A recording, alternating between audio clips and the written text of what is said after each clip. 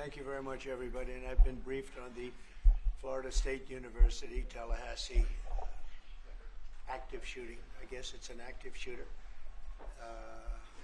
Fully briefed as to where we are right now. It's a shame.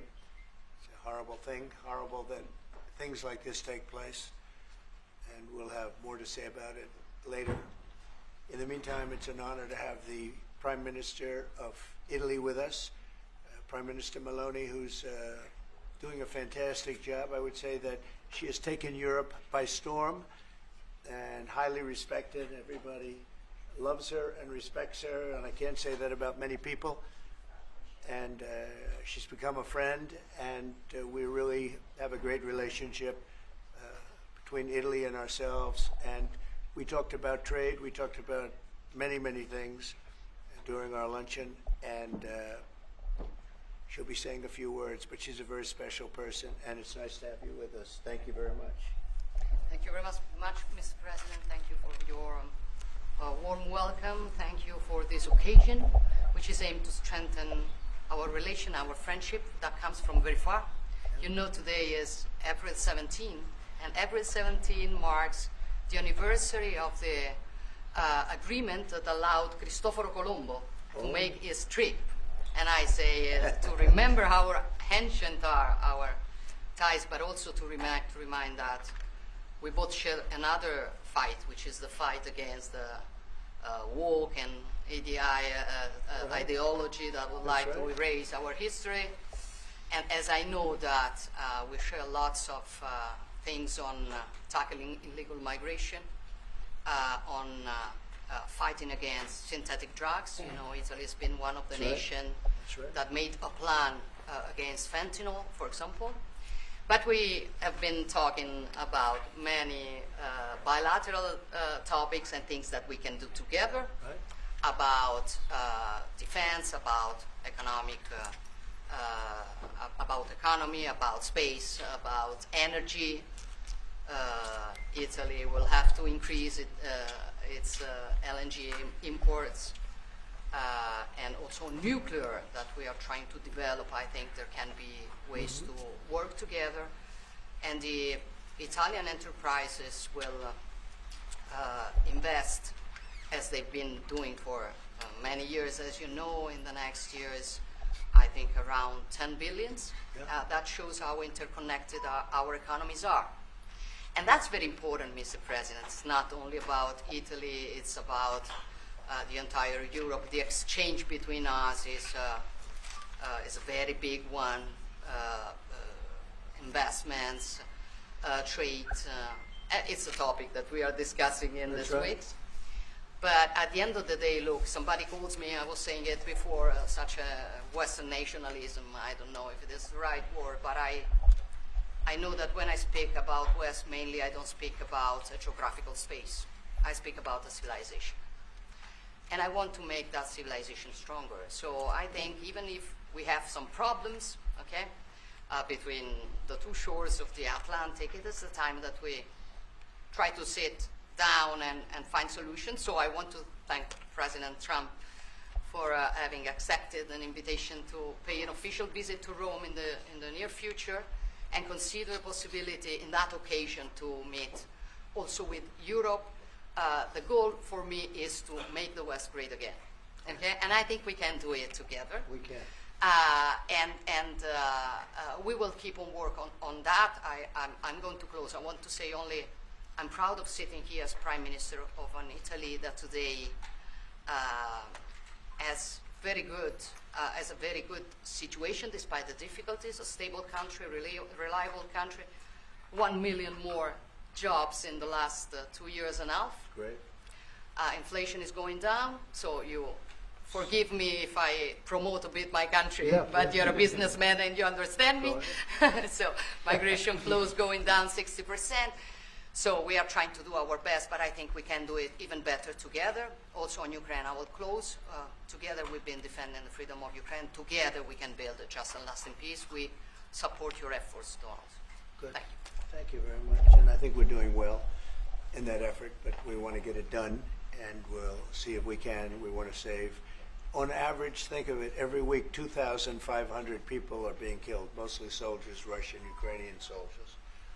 And if we can save those lives, that would be a very good thing. And so we'll see what we can do. And I think we're getting close, but we'll let you know very soon. And you've been very helpful. I appreciate it. Thank you. Any questions? Mr. President, on Russia, Mr. President, how much longer does Vladimir Putin have to respond to your ceasefire proposal before you put secondary tariffs or sanctions on Russia? We'll see what that will be. We're going to be hearing from them this week, very shortly actually, and we'll see. But we want it to stop. We want the death and the killing to stop. Mr. President, on Jerome Powell, you said that the termination of Jerome Powell cannot come fast enough. He says he won't leave, even if you ask him to. Oh, he'll leave. If I ask him to, he'll be out of there. But I don't think he's doing the job. He's too late, always too late, a little slow, and I'm not happy with him.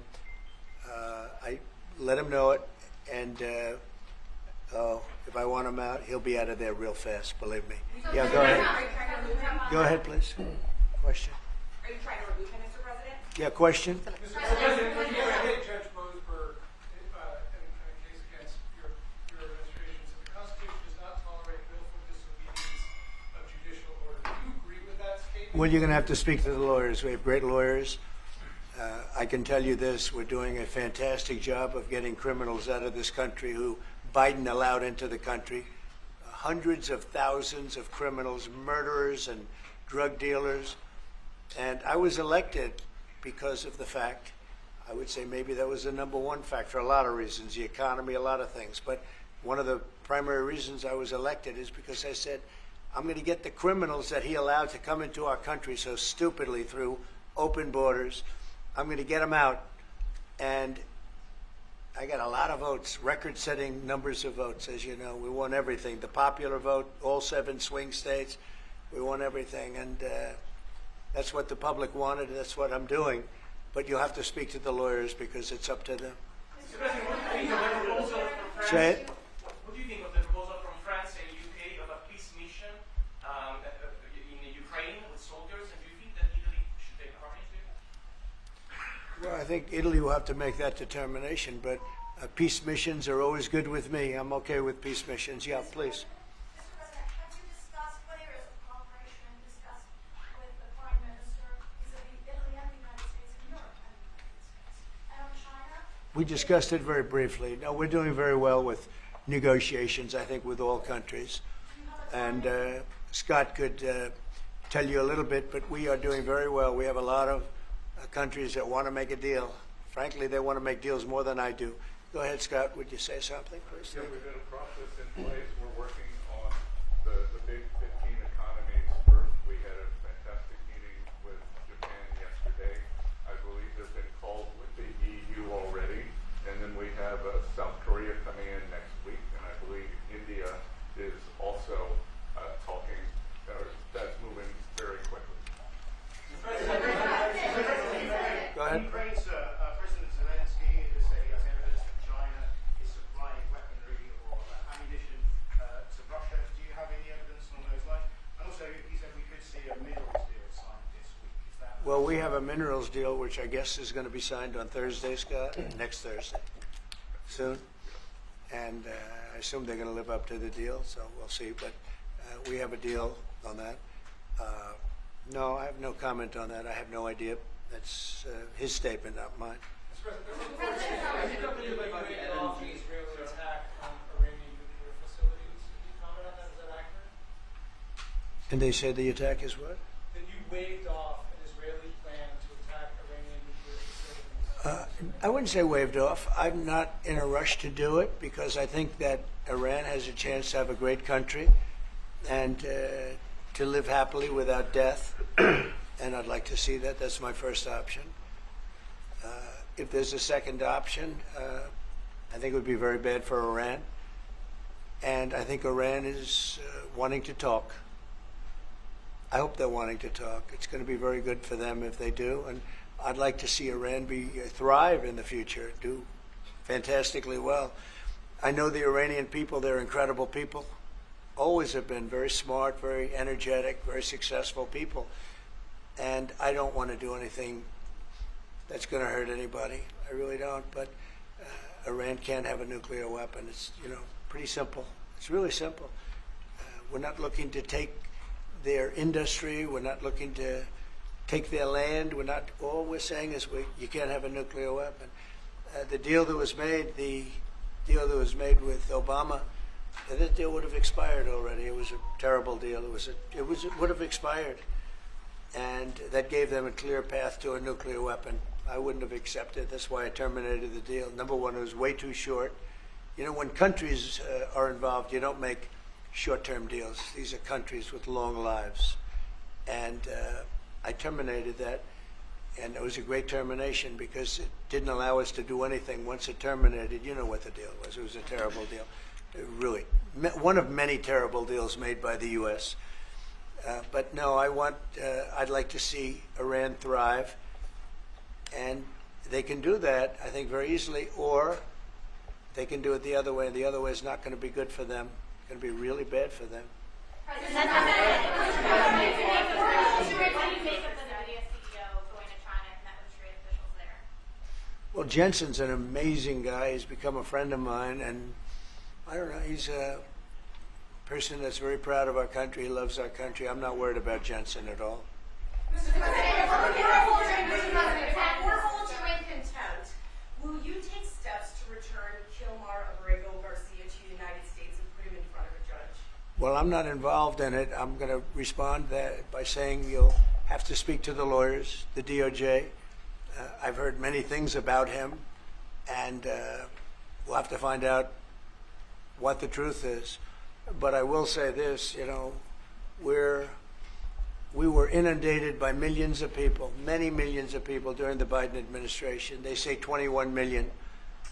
And a big percentage of those are criminals, serious criminals. I'm not saying just criminal because they came into the border illegally. I'm saying they're criminals at the highest level, murderers. Many of those people murdered more than one person, and they're on the loose. And I was elected to get rid of those criminals, to get them out of our country, or to put them away, but to get them out of our country. And I don't see how judges can take that authority away from a president. We've done an amazing job, Tom Homan, Kristi Noem. We have done an amazing job. Nobody can believe the job we've done. Far greater than what I said. I mean, I got elected on that, but we've done much better. We have right now 99% border. It's a 99%. Nobody thought that would even be, nobody's coming through our border practically.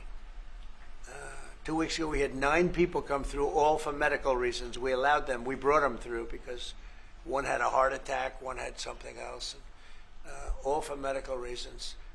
We have a great border. We had a great border 4 years ago, but we have a border now that's even tighter, and we did that in a matter of weeks. And no, we have to. We need to get murderers and drug dealers and people that were in jail for horrible. They released jails, Georgia, from all over the world. They released them, not just South America, all over the world, the Congo and Africa. Many, many people come from the Congo. I don't know what that is, but they came from the Congo. And all over the world they came in, opened their jails. Venezuela, practically all of their prisoners released into our country. We took them because we had an incompetent administration called the Biden administration. And to think what they've done to our country. And I was elected to straighten that out, and I'm doing that. But we have activist judges that don't want murderers to be sent out of our country. They don't want killers and drug dealers and drug lords and people from mental institutions. They want them to stay in our country, I guess. I don't know, maybe that's the liberal way, or as they call it nowadays, the progressive way. But I don't think it's the way that our country believes, and that's why I won in a landslide.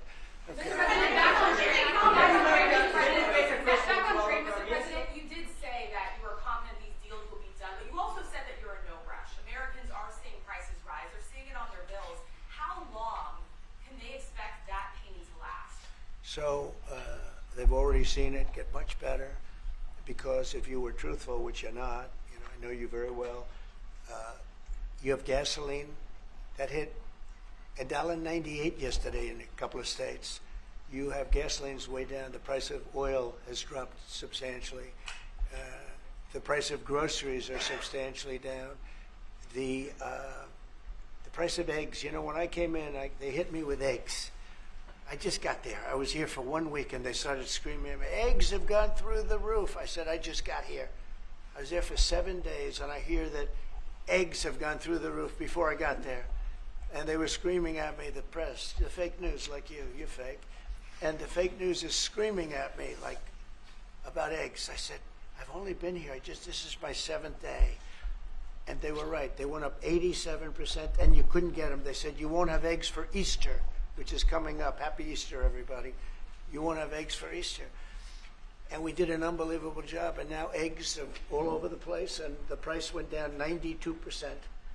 And our Commissioner of Agriculture, Brooke, has done a fantastic job. They really have done a fantastic job.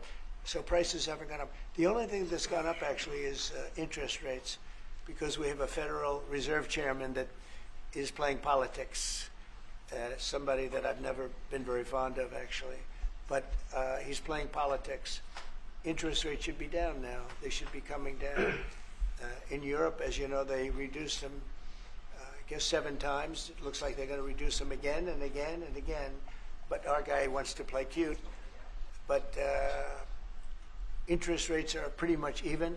Maybe they went up just a slight bit, but that's the only thing. But that's because of the Federal Reserve, because they're not very smart people. Do you regret Go ahead. Yes, sir, please. Go ahead, please. Do you regret nominating him, Jerome Powell? Look, in the first 4 years, we had the greatest economy in the history of our country. Stock market went up 88 points.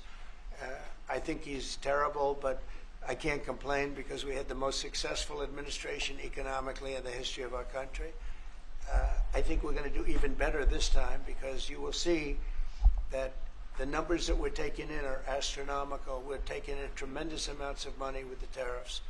We were treated very unfairly on trade, and countries are having a hard time getting used to the fact that they can't do that to us anymore because we have a real president. We have a president that understands what it's all about. We had presidents that, in some cases, were smart, but they didn't understand business, or they didn't like business, or it wasn't like a priority.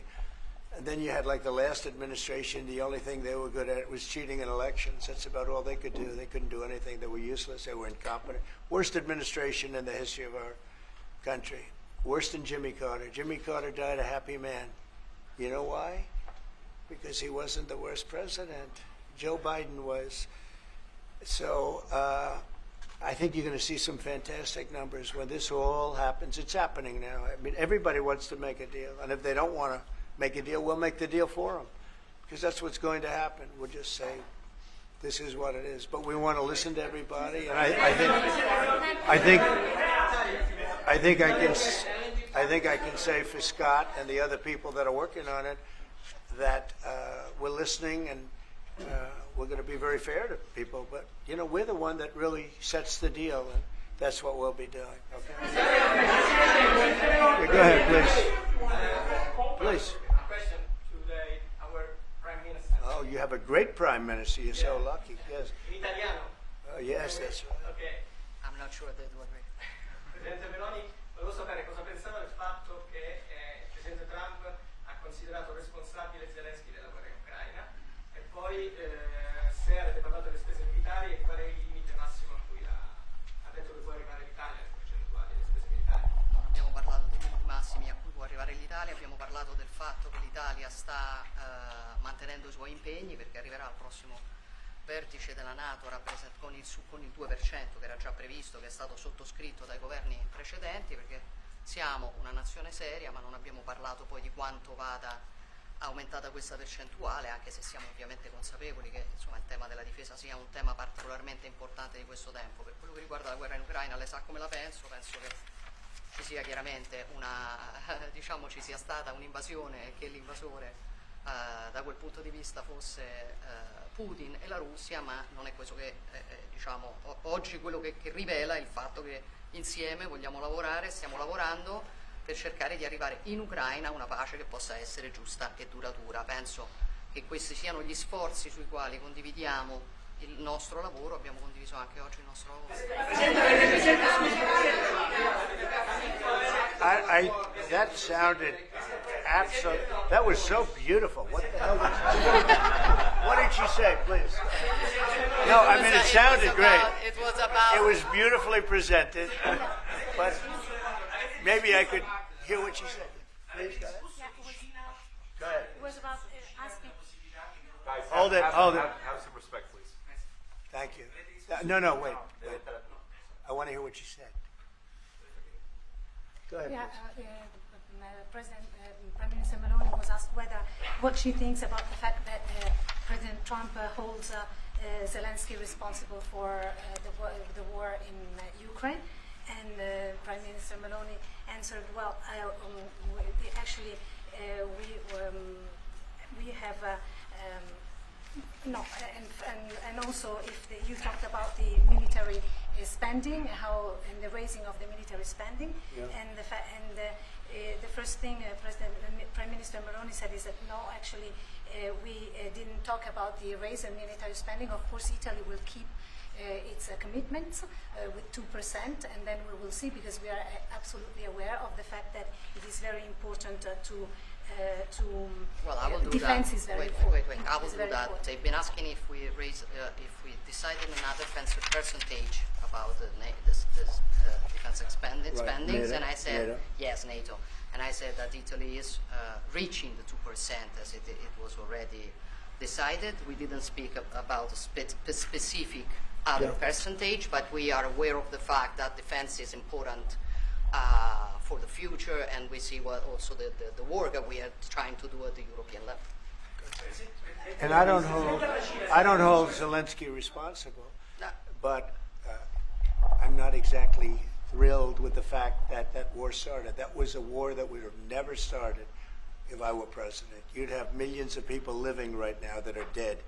You'd have cities that would be open and thriving, and they'd have their beautiful turrets. Those turrets are the most beautiful in the world, but they're not with us any longer. They're smashed to smithereens, laying on the ground in a million pieces, getting hit by rockets, bombs, and bullets.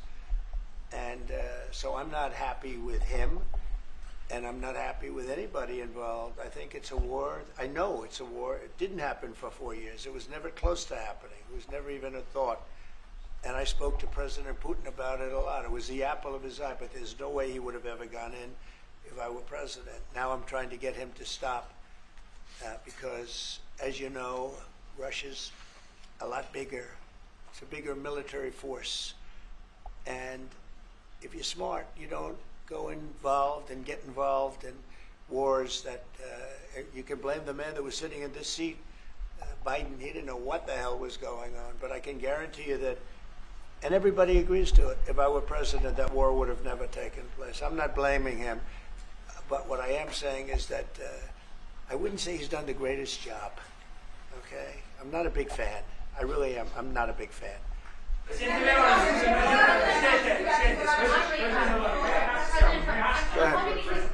Go ahead. Go ahead. Presidente Meloni, avete discusso di Cina e della possibilità che l'Europa ponga dei dazi, diciamo, sulla Cina. Mr. President, are you sure about the definition of parasite of European? Would you say again that European are parasites? He's never said. Would you say again that The European- Have you are said that parasites? Europeans are parasites? Yeah. Have you seen it? No, I haven't don't- said. I don't He know. didn't say it. I don't even know what you're talking about. Go ahead, please. Go ahead.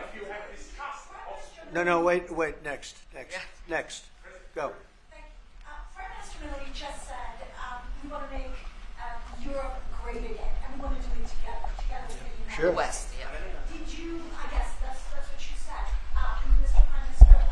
How are you going to do that? And are you looking to do it to counter China, who is really trying to gather influence against the United States with the help of Australia? I hope that Europe is going to be great again. Europe is going through a lot of problems, and a lot of it's having to do with immigration. And I'm not a big fan of Europe and what they've done with immigration at all.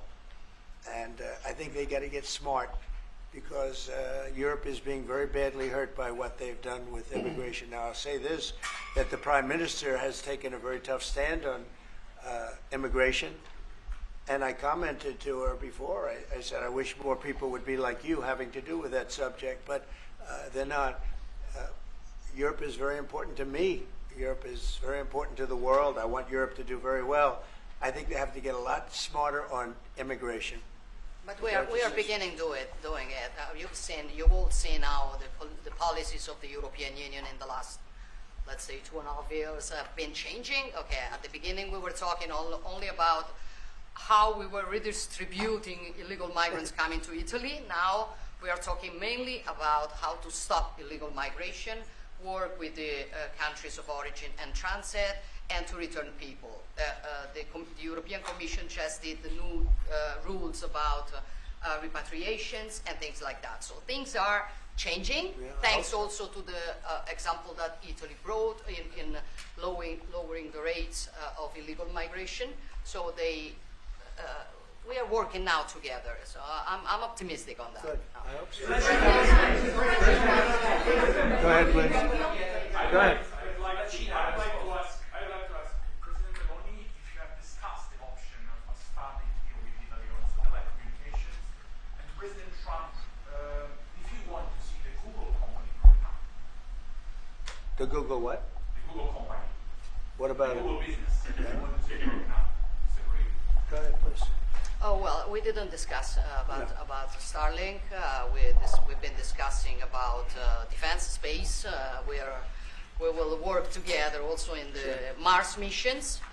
So there are big things to do together, but we didn't discuss it. Your conversation with the Prime Minister that changed your mind potentially about tariffs and what you plan to do going forward? No. Is there anything the Prime Minister said to you that changed your perspective? No, tariffs are making us rich. We were losing a lot of money under Biden, trillions of dollars, trillions on trade. And now that whole tide has turned. We're making a lot of money. We're taking in a lot of money. Don't forget, we're taking in 25% on cars, 25% on steel, 25% on aluminum, 10% baseline. We put penalties on China for sending us fentanyl. We put penalties on Mexico and Canada, 25% for allowing fentanyl and allowing the borders to be weak. Now we're taking in billions and billions of dollars while I sit here and talk to you. And we didn't take in anything before, other than the tariffs that I put on previous to Biden, which were the tariffs I put on China, where we took in, up until this point, probably $700 billion. They were Trump tariffs. He tried to weaken them. He did everything he could. You know, he got paid money by China, right? The family got paid money. He did. And so I don't know, maybe that was the reason or maybe it wasn't. But he tried to weaken them, but he couldn't, because there was so much money that his budgets, you know, they couldn't stand not doing it. But I took in the, up till this point, my tariffs on China. Nobody ever took in 10 cents from China. No other president took in 10 cents. I took in more than $700 billion from China. So we're doing very well. I mean, our country's doing very well. They had a bad report today from one of the healthcare companies that had an impact on the stock market. But this isn't about that. This is really, we're building a base. We're building a country like no other. And again, I had the strongest economy in the history of our country by far, history of any country probably, but the history of our country in 4 years. And I think this has a chance to be much better. Can you just clarify on the mineral deal? Will that be signed here at the White House with Ukraine on Thursday? Will President Zelensky be coming here for that? I don't know exactly. I'm going to leave that to Scott. What do you think? Where would it be signed and when? Yeah, we're still working on the details. We're shooting for around April 26th. Is there any more detail that you could tell us about what's in that deal and how it came together?